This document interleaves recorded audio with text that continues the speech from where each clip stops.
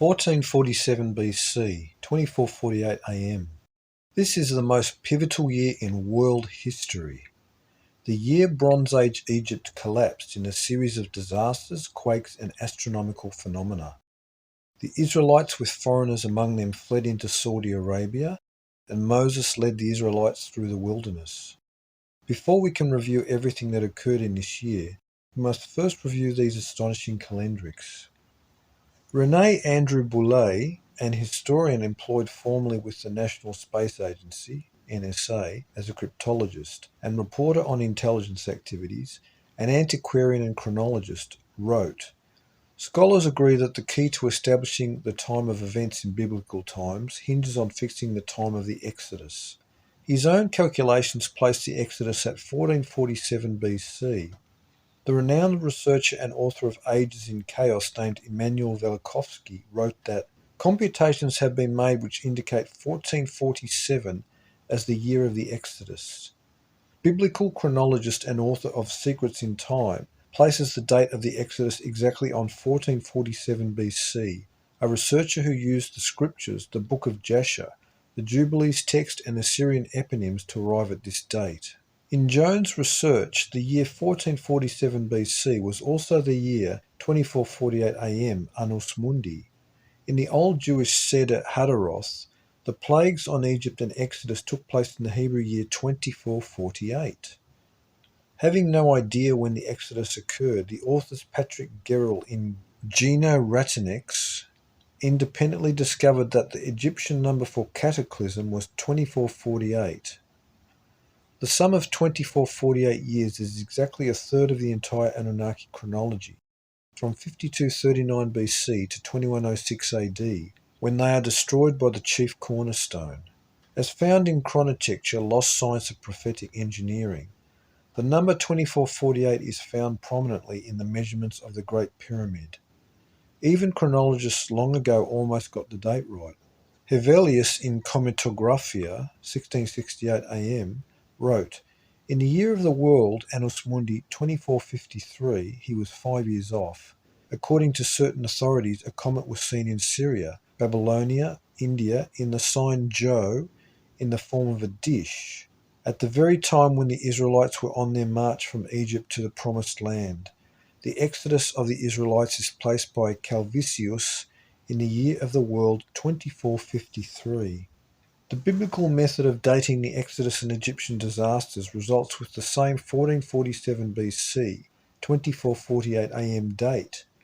According to the Book of Exodus, the Israelites escaped Egypt 430 years after their sojourn in Egypt began, beginning in 1877 BC, when Abraham was told by God his descendants would be captive in Egypt. This was the institution of the Abrahamic covenant.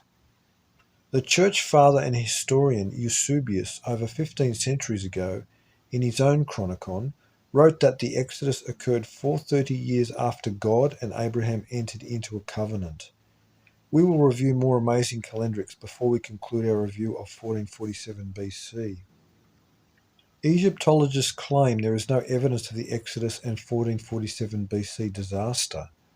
However, the entire history of Egypt after this period denotes that these events did indeed occur.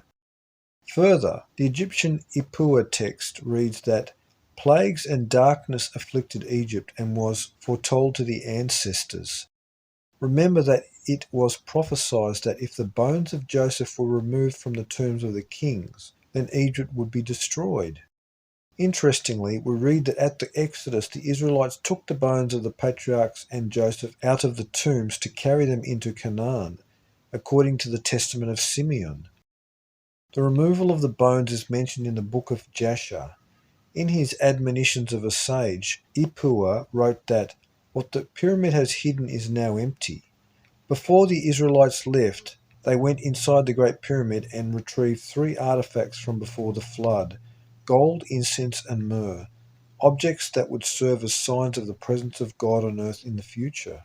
Ipuwer wrote that the plague struck Egypt, the sun covered in darkness, people cowered in fear, blood was everywhere, and whole cities were destroyed. This is confirmed in 2 Esdras where we read that the whole world suffered an earthquake as heavenly omens, troubled the men of the age. Ipuwer also mentions that Crete was cut off in this year, and he lamented the loss of spices, cedar, and wares the Cretan merchants brought to Egypt. The disaster was due to the near pass of the ancient Earth-killer comet group, which passed close to the Earth after 330 years below the ecliptic. Plagues break out all over Egypt and quite possibly the world, Tacitus writing that the horrible epidemic disfigured the body. The Haggadah text of the Jews reads that the 10th plague on Egypt was the worst, for the majority of all Egyptian fatalities during this episode were during the 10th plague. Velikovsky cites records that the Egyptian disaster caused by a comet and detailed by Roman historian Campester and the Egyptian Petasiris was a fact well attested by others. The Chinese Mawangdui Silk Almanac tells of a great comet with 10 tails that Graham Phillips dates at approximately 1500 BC. This would be the origin of the 10 plagues motif, his dating only 53 years off. Phillips relates that the 10 tails literally filled the heavens. Eusebius quoted a lost book of Artapanus, who in turn quoted an older source that claimed that the 10th plague on Egypt was accompanied by a major quake that felled many temples and structures. In Exodus we find that Moses stretched forth his hand toward heaven, and there was thick darkness over the land of Egypt 3 days. They saw not one another, neither rose any from his place for 3 days. Josephus in Antiquities wrote that the Egyptians could hardly breathe, their breath hindered by the thick air, volcanic ash or extraterrestrial dust, and they died miserably. The darkness and volcanic ash leads us to a well-proven fact of history. The Egyptian scribe Ipuwer mentioned the loss of Crete, and this has been the conclusion of archaeologists as well. Crete, with its palatial city Knossos, was destroyed by quakes, tidal waves, and these were the result of the eruption of Santorini at Thera, an eruption that also destroyed Mycenae. At Thera, colossal skulls once belonging to giants were found under ruined Cyclopean masonry, and at Knossos was a gigantic bronze sword longer than any known sword in Europe, gold-plated on the hilt and with a crystal-faceted knob. According to Aegean historian Chester Starr, Knossos fell approximately 1450 BC, this estimate of course being only 3 years off. Concerning Knossos, H. G. Wells wrote, "But about 1400 BC disaster came, perhaps very suddenly upon its prosperity. The palace of Minos was destroyed, and its ruins have never been rebuilt or inhabited from that day to this. Nature alone may have destroyed Knossos, or the Greeks may have finished what the earthquake began." Knossos was resplendent with realistic art, surprisingly modern women's apparel, hairstyles, advanced plumbing and sewage systems and drainage. Baker, in Life of the Ancient East on page 392, wrote, "It took the European world more than 3,000 years to regain the sanitary knowledge which was lost when the Minoan Empire collapsed. Mycenae III begins, the civilization begun by the Anakim giants having been destroyed in 1687 BC, with the fall of the early Bronze Age or Archaic civilization, and the disaster in 1447 BC ruining Mycenae, Argos, a second time. With Mycenae III there was a shift in construction methods, and pottery exhibits major Minoan influences because the people of Knossos came ashore from the ruined islands. The Linear A script of Minoan Crete ceases, and the survivors developed Linear B by adjusting it to other Proto-Greek scripts.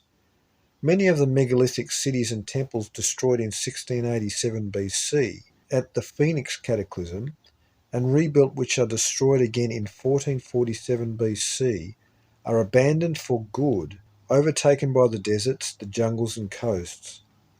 1447 BC is precisely 240 years of 360 days a year each, or 86,400 days after the 1687 BC cataclysm.